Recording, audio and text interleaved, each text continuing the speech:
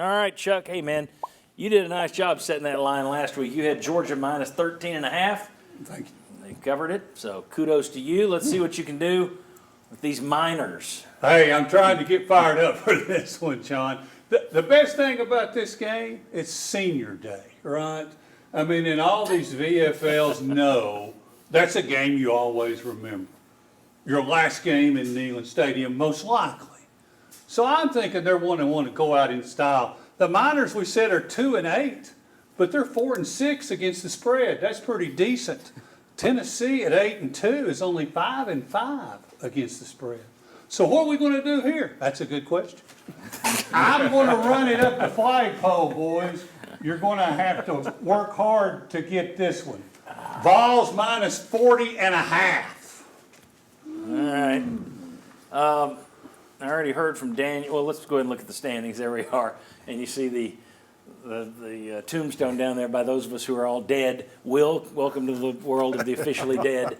You're dead now with Bob and Josh and myself. Sterling, you've only got $100 left. Mike Stoll's got $450. Jimmy's got $500. We voted earlier this year that if someone didn't get me their pick and I didn't have to chase them down, they had to ask, they would lose $100.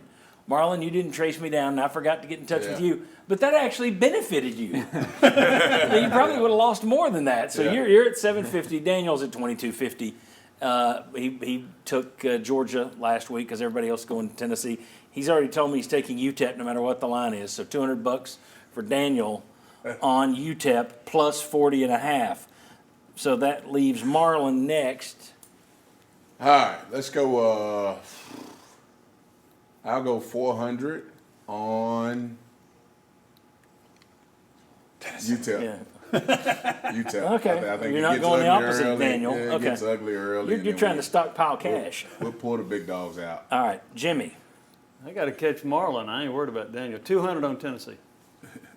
All right. And Mike Stoll. I'm fighting for second place, so I'm going to have to go opposite Marlin. Tennessee, all in. 450 UT. Okay.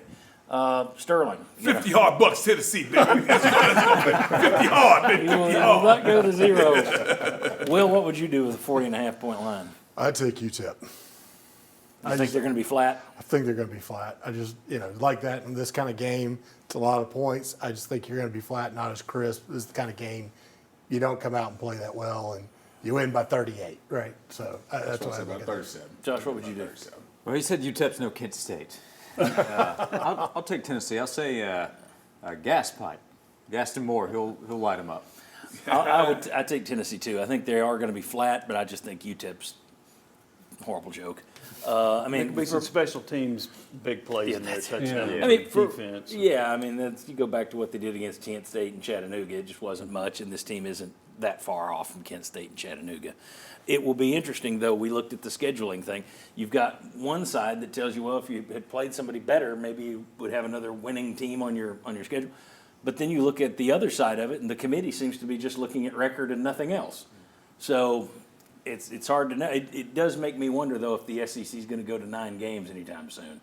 If the committee continues to call it the way they called it this past week, and they're just looking at record, why would you want to add extra losses? Exactly. So just to continue to serve up bad games for your fans. Okay.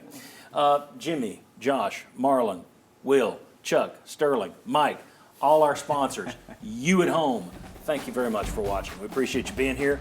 Hope you're in a better mood now than when you started. And if not, don't email me. We'll see you next Saturday for the Saturday kickoff at 11 a.m. on Saturday, and we'll see you right back here next Sunday. Thank you.